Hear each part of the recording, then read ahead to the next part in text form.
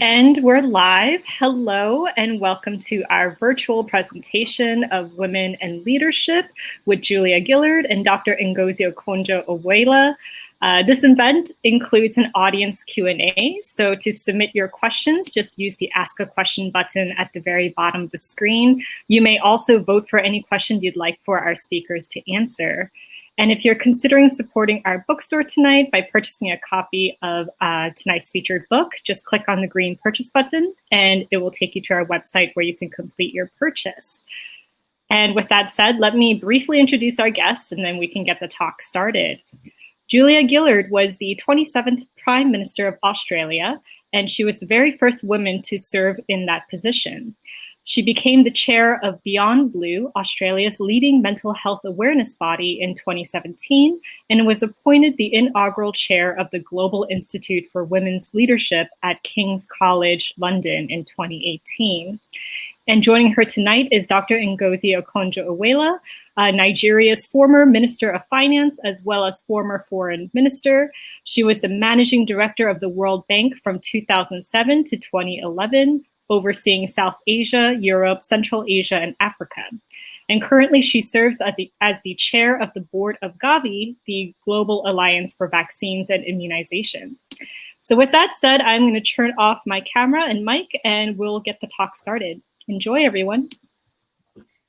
Thank you very much, and it's great to be with everybody. Ngozi, I thought we should start at the very beginning because it's a very good place to start. Perhaps you might want to describe how we know each other and what brought us together around this book. Well, good to see you, Julian. Hello, everybody. It's so interesting the way we got talking to each other on the sidelines of international meetings and during the coffee sessions when we were both on the Global Commission for Financing Education, chaired by Gordon Brown. And we got to talking about our experiences. You remember I was drawn to you because I'd had some pretty tough experiences as Nigeria's first finance minister, and I learned what you went through as Australia's prime minister. And then we got talking about these experiences and then started wondering. A lot of women leaders were going through problems at the time. I don't know if you remember, Dilma Rousseff was going through, Hillary had just gone through what she did in terms of losing. Who else? Madam Park in South Korea. And we just started comparing experiences and wondering what it was about being a woman leader that led to all these issues and obstacles. That's right. And we wanted to bring the global research to people as well as the individual stories of women.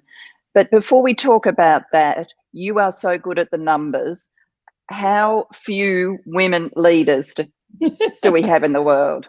I love those numbers, Julia. You're good at them too, you know, but it's really striking, as Julia always says, that across so many fields and endeavors, the gendered nature of leadership shows up. You know, among the 193 member countries of the United Nations, only 57 have had women leaders. And at any one time, it could be 14, 15. But just think about that, you know, 57 out of 193. Some people may say, well, there's been progress because in 2000, there were only 4 women leaders, and now we have about 13 or 14. It is some progress, but just think of if we go at that rate, how long it would take us to get to 50-50 with respect to women leaders. And it's not only there. You look at the business. And the fact that 6% of the FTSE 100 CEOs only are women. The same with Fortune 500, 6.6% of the CEOs only are women. And the one I like very much, Nobel Prize winners, there have been 900 in total since it started, and only 53 have been women. Sports, this is my last one, and then I'll shut up. I just love the numbers. You know, among the 100 top earning athletes in the world, only one, Serena Williams at number 63, features. That's right. Well, it's no surprise you love the numbers, given you're an economist. Though we have had a breakthrough this week with more than one woman being nominated for top director for an Academy Award. So little change. That's progress. We better take it when we can get it. And so we ended up with 8 hypotheses which came out of the research and talking to 8 women. And it was really important to us to make them women from right around the world. So we talked to Ellen Johnson Sirleaf, Joyce Band from America, Michelle Bachelet from Chile, South America, Jacinta Ardern from New Zealand, my part of the world, Hillary Clinton, Christine Lagarde, head of the IMF, Erna Solberg, the Prime Minister of Norway, and Theresa May, who was the Prime Minister of the United Kingdom. And they were very rich conversations. What was your favourite moment out of all of those discussions? Is there one you can pick? No, there's so many favorite. It's almost like for each woman, there's a favorite moment, you know. So, and a sad moment too.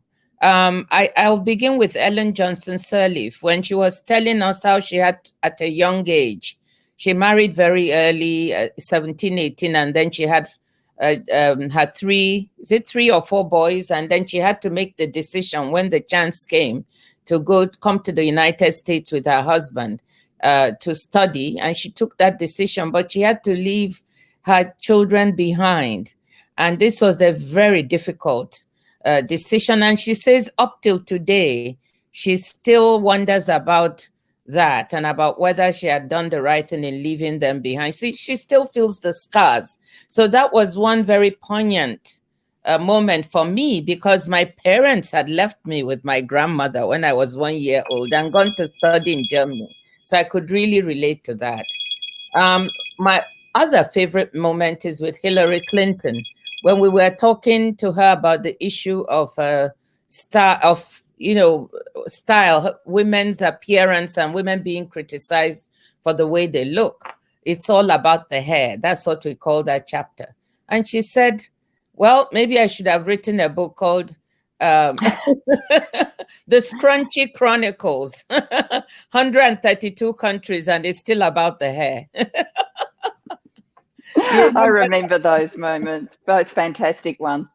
For me, I very much enjoyed our conversation with Erna Solberg, which started, you would remember, when she came in and said to us my media advisor's been telling me to smile more because there's this thing called resting bitch face, and I don't want people to think that of me. So we had a great conversation. And you remember I didn't know what it was, Julia. Yes, we had a discussion about it later, didn't we? Yeah.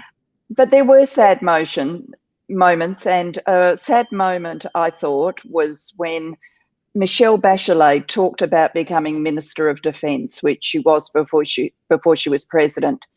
And of course, her father had been a general. He'd been tortured and imprisoned when the Pinochet regime happened. She ended up Minister for Defence. So this should have been a proud moment, life come full circle. Her father, a general, here she is in a democratic country, and now Minister for Defence. But what she was actually thinking to herself was, I can't speak in a soft voice. People won't take me seriously if I speak in a soft voice. And I think that was so sad that gender was even overshadowing that moment. So plenty of ups and downs in the lives of these women. What was your... Oh, go ahead. No, go on, please. Yeah, I was just going to say that, foundationally, there was one hypothesis we put forward, and we wrote a chapter called You Go Girl. I wonder if you can talk about it and what we saw that was so common to the women, in spite of the fact they came from different cultures and different contexts. Yeah, it was interesting that the women coming from such different places, such different lives, actually said one thing they had in common was in their family home, none of them were told, you can't be a leader. They weren't hothoused for leadership. They weren't told, you definitely have to be one. But they were never told, this is just for the boys. And when you think, we're talking about Liberia, Malawi, the UK, New Zealand, such different parts of the world. It's really interesting that that was in common. Yeah, absolutely. And I think that, it drives us to a lesson that when you're raising your daughters, even that very foundation of not making them feel that there are limits to what they can do or they can't do certain things creates a very good atmosphere for them to blossom and feel they can be anything.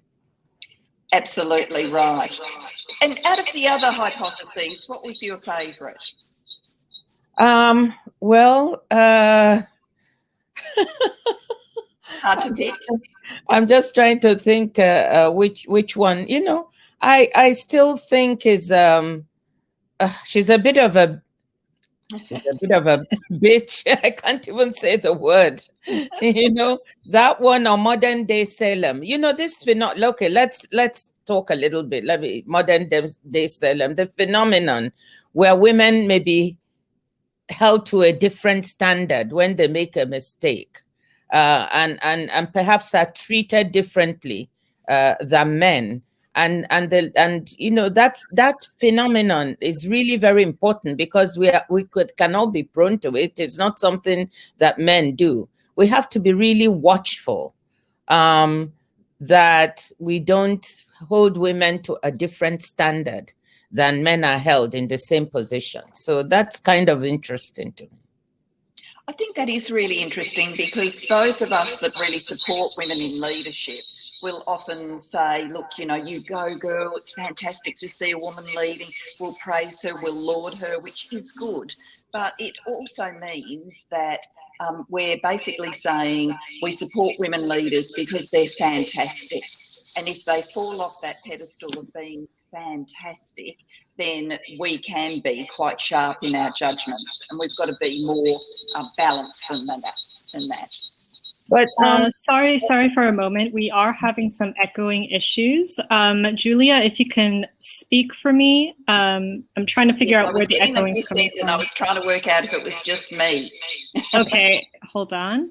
Okay, it seems like when I talk, there is no echoing from Ngozis. So I think it is your computer. Julia, if you can check if there are any other tabs open that use your camera or mic. Sure. Echoing again, so I'm going to mute you. Yeah, if you could just close down any tabs or applications that might use your audio. No. Oh, okay, goodness. Let me just try going into my settings. I just muted you again because the echoing is pretty bad, but if you can check your settings, check your audio settings, make sure the mic is going to the right mic. Okay, it seems like she is checking her settings right now. Sorry for the technical difficulties, but we will try to get everything fixed soon.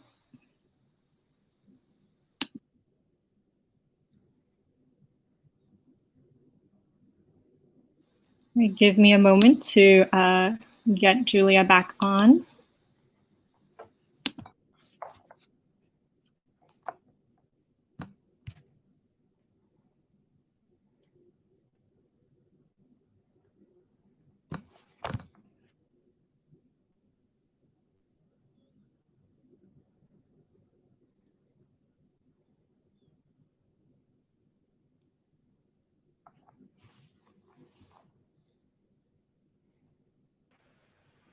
Am I back? Is that better? Oh, that's better. That's better? Yeah. Great. Yes, I think the echoing issue has fixed somehow, but great. I'll be on standby to make sure that doesn't happen again. But great, we can resume. The technical miracles and the technical flaws. So I'm sorry that there was some sound issues there. Ngozi, I was going to say, though, we were talking about holding women on pedestals and different standards. I think that was an important discussion we had in the book. Another really important one was the "she's a bit of a bitch" one. Yes, where you talk about it, Julia, because you talk about it so much better. I can hardly get the word out of my mouth. Maybe that's being Australian, But we did surface very clear research that shows that, and it was actually research done in America, where at a university they got two groups of voters, two different rooms, got a man and a woman to pitch to the crowd in those rooms as if they were asking for their votes. Actually, the man and the woman were both actors, but they were told to use exactly the same script. And when the man used lines like, "I'm the kind of person who gets things done even if I have to stand on someone's toes to deliver," that was fine. But from a woman, that was seen as unacceptable, that she would be a nasty person, not someone who should be supported with a vote. And it shows that we still have these sort of sexist stereotypes in the back of our brains that mean we look at women, and if we think they're coming on too strong, then we have an adverse reaction. But of course, to be a leader, you can't come across as too weak either. What are your reflections on that and how our women leaders handled it? Well, it's a really tough balancing act for all of them. If you look through, that was one thing they had in common. That they had to exactly do what you said, walk a tightrope in which they looked strong enough to be accepted as leaders, but making sure they also didn't look too strong and get the criticism that women get, when people think they've lost, quote unquote, some of their feminine attributes. And that's a really tough thing to have to carry, but it was a common thing. And it's one of the things we want coming up and coming women leaders, or those already leaders, to know you're not alone. If you have to walk this tightrope, please know that some of the most important women leaders in the world still haven't got it all figured out. They're still walking that tightrope. Another one I wanted to talk about, another hypothesis I think we should talk about, Julia, is who's minding the kids? This phenomenon, and I want you to talk about part of it, but let me start. When women are in leadership positions and they have children, people tend to react sometimes with, "Oh, how is she going to cope with the kids?" And, you always see a little bit of that doubt in their mind about whether this is something, a doable proposition. Can she really do this? Take care of her family and do all the things she has to do.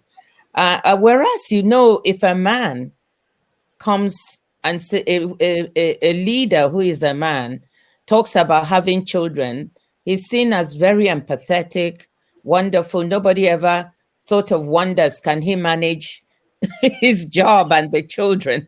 So this is another thing that was so interesting as we talk to our women to find how they've been taking this phenomenon. Of course, the big question about having children and being a leader is, or even just a working woman, that everybody asks is, how do you balance family and work life? How do you make it all work out in the end? And you remember we asked Jacinda Ardern, who is the classical image or model of a working leader who had a child in office. And you always remind us that she was only the second in the world after Benazir Bhutto. And Jacinda didn't even like the word balance because she feels we don't balance work and work life and work and life at home. But that what she said is a favorite quote of mine. She said, "I just make it work. I just make it work." In her own case, she has a male partner who is a primary caregiver, which is also role modeling for many families in the world today, that a leader comes out clearly and says, "Look, my partner is the main child giver." But she also says, "Look, there's no magic way. I just make it work." And do you have something about women who don't have children, how people react? Yes, I've joked in the past that if you're a woman leader, there's no right answer to the question, do you have children? Because if you do have children, then, as you say, the next question will be, well, you know, are you going to be able to concentrate on your leadership position and who's looking after the kids? But if you don't have children, and I don't, then you're easily characterised as out of touch with ordinary family life. You know, what would she know? She doesn't even have children. And it almost has a further edge to it, which is the sense that, you know, what kind of woman chooses not to have children? Does that say something about her? And women can easily be characterised as, you know, ruthless or overly ambitious if they've made the choice not to have children. I had seen that in my own life, but I was intrigued that Theresa May, who has been very clear that she would have liked to have had children, but there were difficulties which meant that her and her husband were unable to have children. And mostly she had found that, you know, people had understood, and in her journey in politics, she hadn't been questioned on that. But when it came to that final hurdle, when she was in a ballot to be leader of the Tory party and therefore become Prime Minister, actually another woman used it against her, that characterising Theresa May as having less of a stake in the future because she didn't have children. And so these issues do interestingly play out all ways, and they can play out pretty savagely too. One of the things that we talked about in the book, we talked about it as the role modelling riddle. You know, we all say very easily that you can't be it unless you can see it. You've got to see someone doing the job. And of course, that's really important.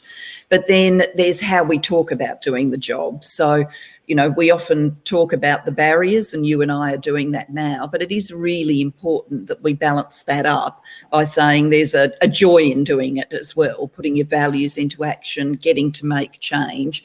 So how would you convey that balance to a young woman who might be listening now thinking, gee, it's going to be pretty hard, all of this, should I really do it? Yeah.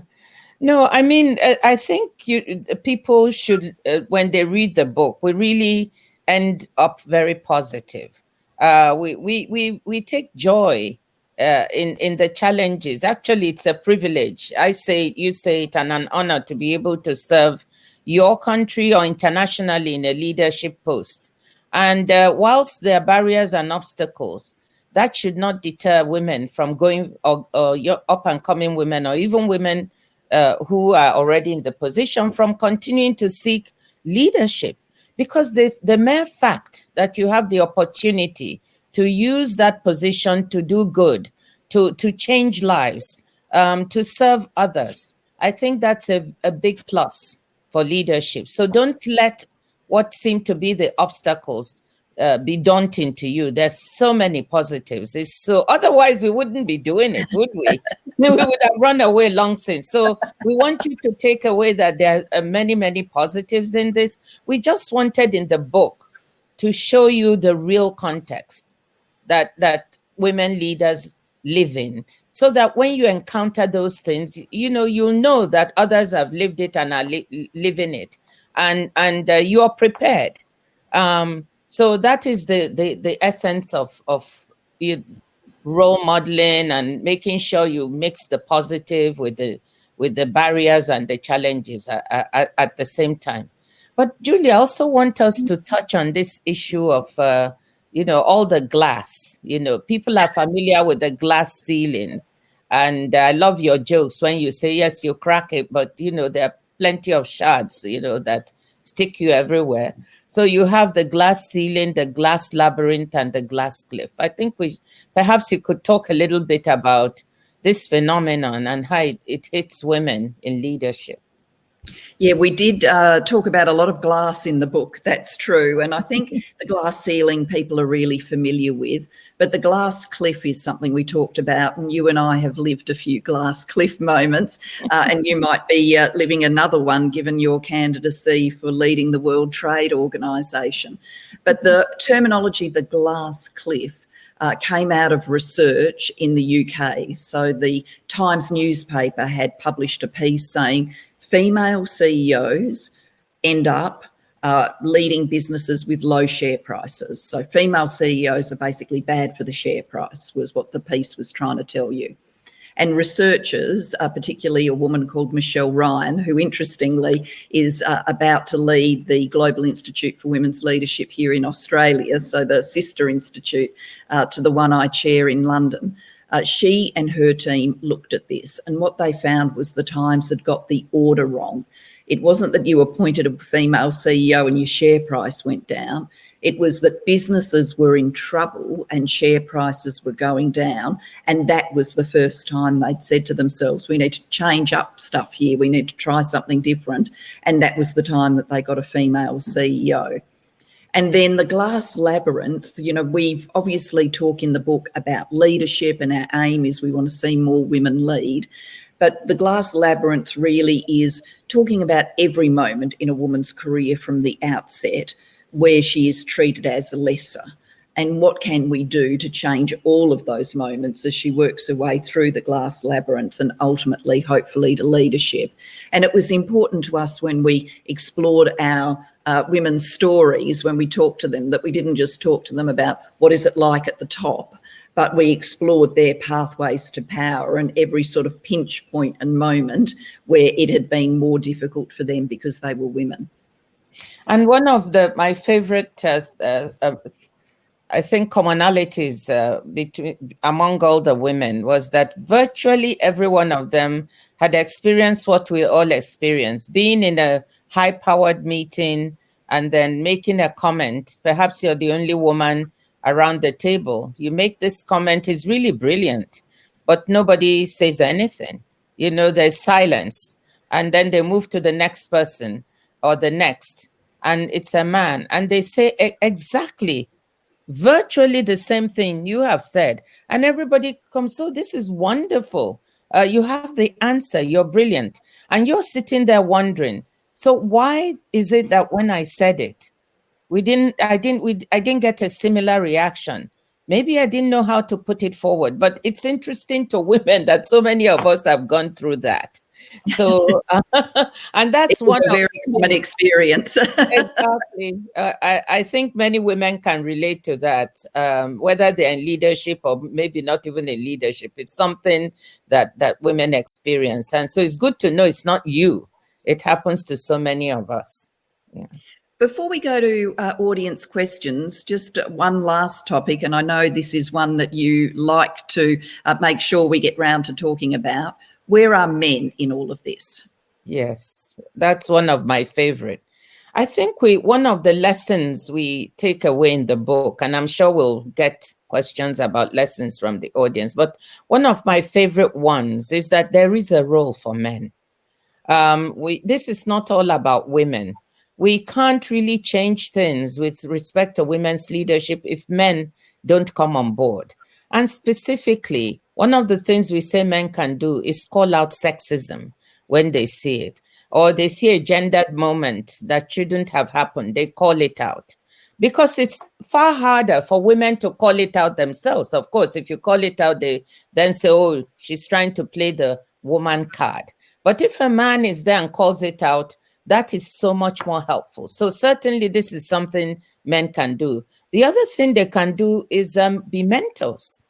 Part of the reason, or most of the reason why women don't get to the top easily is because men are occupying all the positions. So one of the things you can do, men, is to actually seek to mentor women who are up and coming.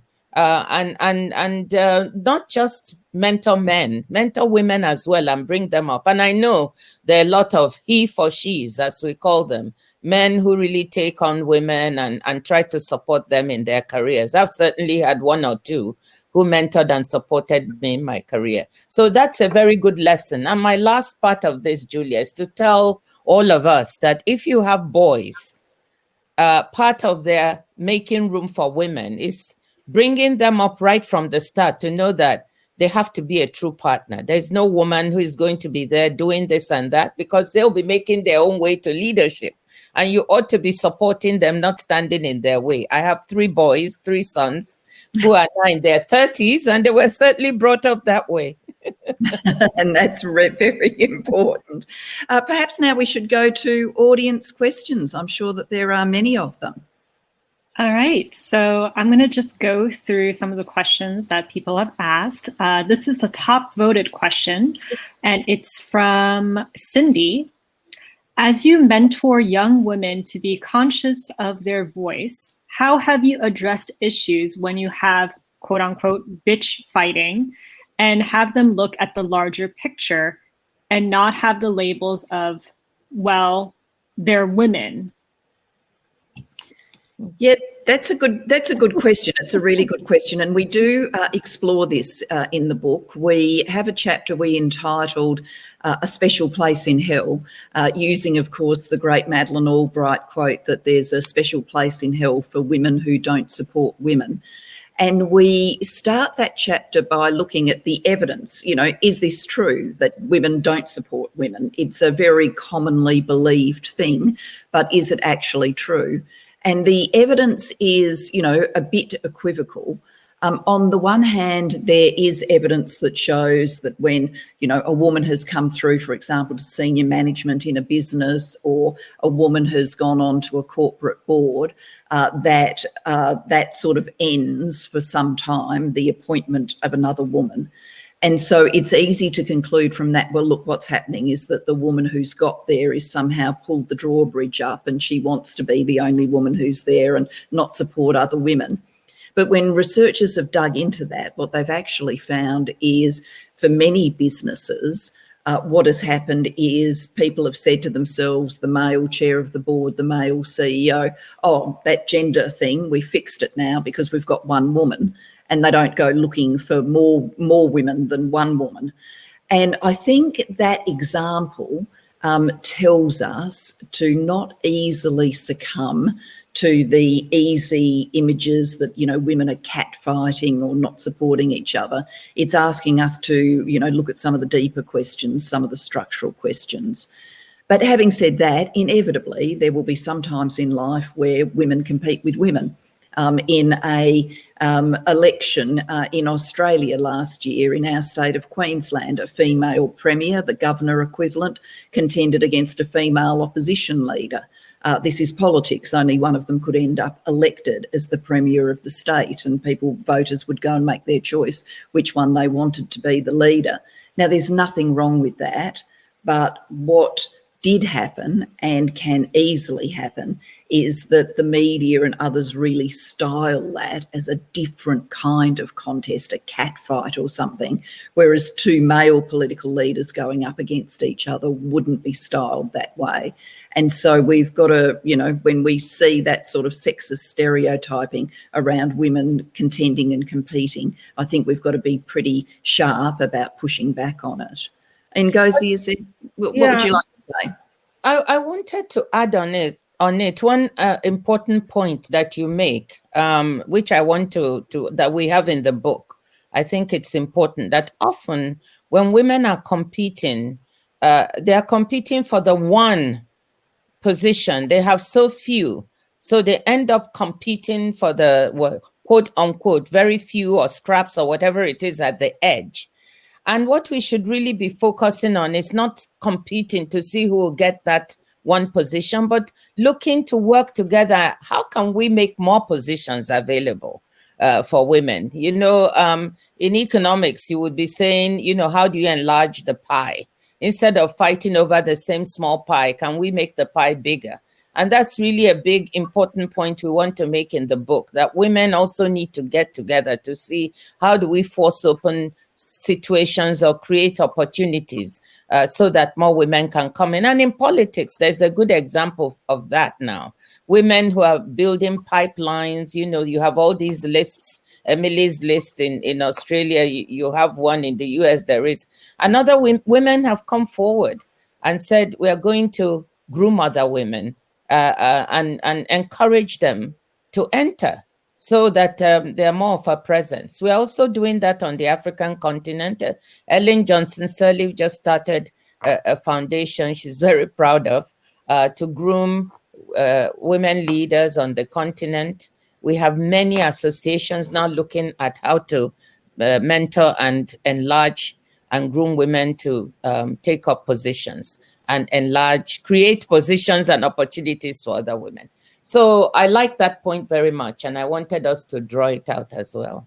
All right. Speaking of mentorship, this question comes from Heidi. Ngozi, what has been your experience of mentorship with other female African leaders? How often do you see women who have power mentoring younger women? Thank you. I think, it's a two-part question. I do think that there have been many occasions of women who have power mentoring women. And I think people come at mentorship differently. I know that there are many women leaders who often give advice to younger women. And that may be the way that when these women have problems, they can go to them, or when they have challenges, they can go to them and take advice. I know a lot of senior African women leaders who do that. There are others who take on other young women almost full-time in a mentorship, true mentorship position. I do that. At any one time, I might have 8 to 10 women and men, but it's very intensive and very exhausting. So, and there's only so much of it you can do. You have to be honest with yourself. Julia knows that feeling too, because you're very busy, you're running, and you can't spend all the time. So I take on, let's say for myself, a few people for a number of years and try to work with them, support them and guide them. And I've seen that I myself, have received a lot of support and mentoring from Ellen Johnson Sirleaf.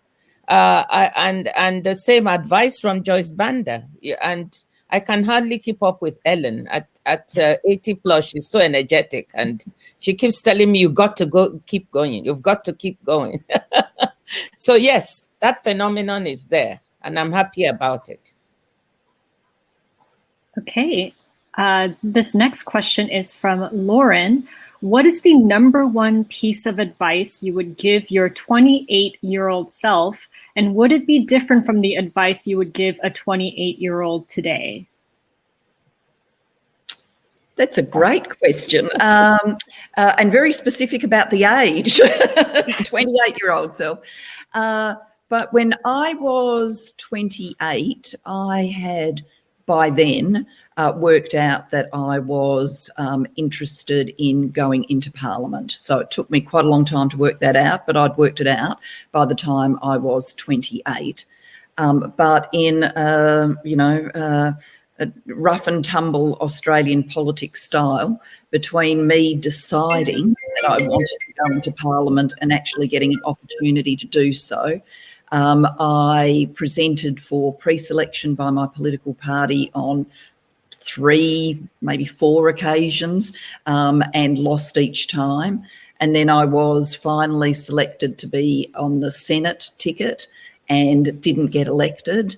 And it wasn't until I was selected to represent the electorate of Lalor in the federal parliament that ultimately that dream of going into politics was realised. So I guess I would say to my 28-year-old self, I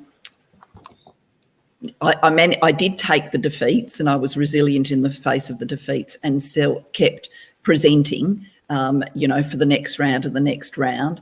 So I wouldn't have to talk about resilience, but I would say to my 28-year-old self, make sure each and every time you have a knockback, you're very studious about learning from that. You can learn as much from the failures as you can from the successes.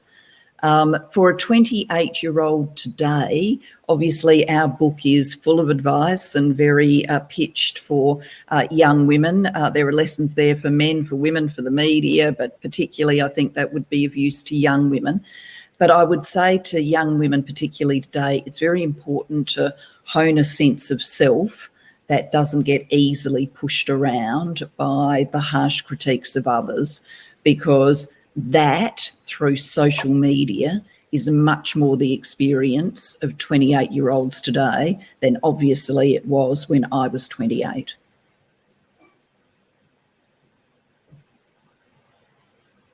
Ngozi, what do you think? Well, I think you've captured it so very well. Yes, I would have done some of the same things to talk to myself about resilience. I would, at 28, I didn't quite know that there'd be as many obstacles on the way. And that is why I think that this book is good, because we are now telling the present 28-year-olds, don't at least know what the landscape is that you're dealing in. So be armed, or as you say, be warned. You may not be able to solve all the problems, but if you know what they are, you're better prepared for them. So I would have been better prepared as a 28-year-old, to confront the different challenges along the way. And of course, I have to say, Julia, that for women of color, although we don't spend a lot of time in the book, but we do point to Kamala Harris and her being vice president. And it's not easy.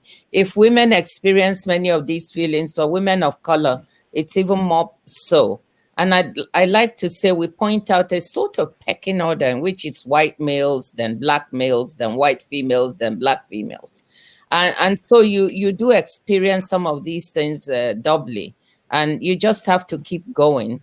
Look at Kamala. If you go on the internet now, on social media, she's received so much abuse and, in a way, harassment. And she's kept going very gracefully. And these are all examples for us, women of color, that we can do it. We shouldn't let any of that stop us. Speaking of Kamala Harris, this next question is from Onyi and Andrew. Do you think Kamala Harris maybe has the best of both worlds, so to speak, as a stepmother? She doesn't have the children that people will claim will distract from her job, and yet she has played a significant role in raising her niece, so she still appears approachable or sympathetic.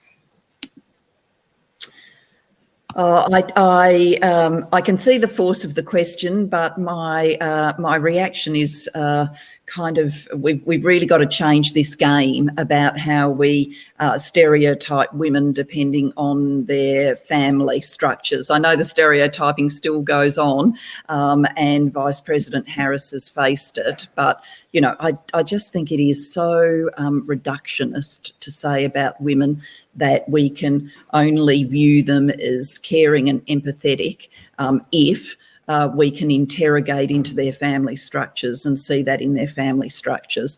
Or if we're going to make that the standard, then let's apply it to everyone and let's apply it to men. And we certainly don't routinely see that done. I think you've answered it so well, Julia. But I have to tell you, who did you say is asking the question is Onyi and Andrew. Onyi is my daughter.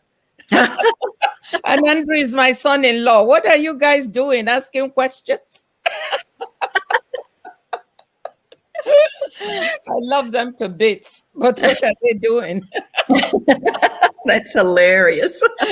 They came to support you. They came to support me.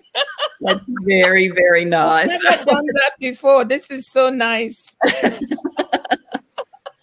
Okay, so we have time for one last question.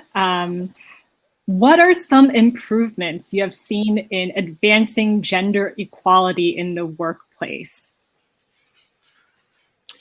Oh, look, I think there have been, look, it depends on what workplaces, and some workplaces are obviously much, much better than others. But many big businesses, many global businesses have been on a journey of change about how to have more gender equality in the workplace. And so many of the most obvious things have been done.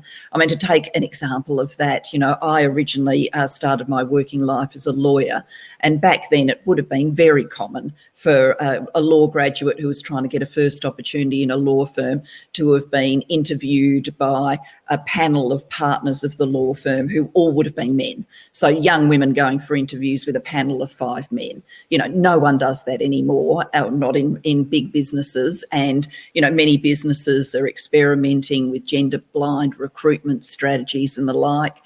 Many have experimented or been prepared to offer work and family life flexibilities. Many have set targets and aspirations for how many women they want at different levels of the business.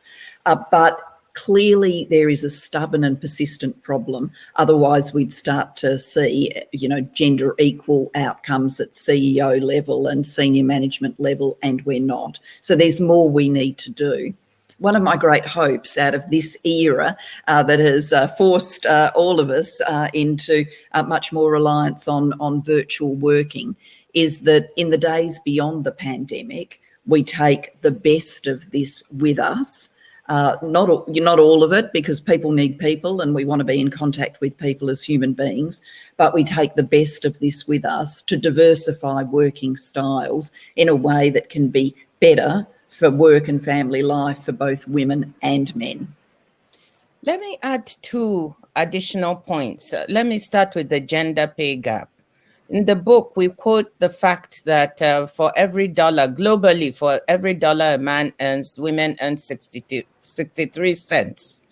But what we've begun to see is, first of all, a consciousness of this gender pay gap. And in some countries like the UK, companies are actually required to report what they are doing to close this gap. So I think that is a very good step, not only the workplace, but actually government or regulators requiring reports of what is being done. That's a big change. And I think if we keep in that direction, hopefully we'll fill this gap at some point, because there is absolutely no reason why for the same job, a man is being paid $1 and a woman 63 cents. So that's one. There's been some progress, but we need more. Certainly for me, in my lifetime, I've seen a great improvement in the workplace in how women are treated for maternity leave and when they return from leave to the workplace. There seems to have been a very big change and consciousness, much more than 20, 30 years ago. You now go to many corporations or companies, and they do have creches. They have better maternity leave. I'm not saying it's perfect, but it's certainly moved from 4 to 8 weeks to 12 weeks now, and one keeps going. So there's been an improvement, and many times when women return now, they are better absorbed into the workplace and not treated as if they've absconded on some vacation whilst having their children. Younger women tell me now that that has improved quite a bit. So those are 2 things. But believe me, we still have a long way to go. We still have in both. Yes, definitely. We do have a long way to go. But thank you so much for that wonderful discussion. Thank you to everyone who tuned in and sent in wonderful questions. And again, if you would like to purchase a copy of the book, just click on the green purchase button directly below the viewer's screen. Also, a replay of this talk will be available. So if you came in late, don't worry. You can watch the talk from the very beginning by just using the same stream link. And with that said, thank you, Julia. Thank you, Ngozi. And stay safe, everyone. Ngozis family members. That's a first. We haven't had that happen before. Yes, thank you for tuning in. Exactly. Let's end by telling all the women, you go, girl. Absolutely. Thank Bye. you. All right, good night. Stay safe, everyone. Bye-bye.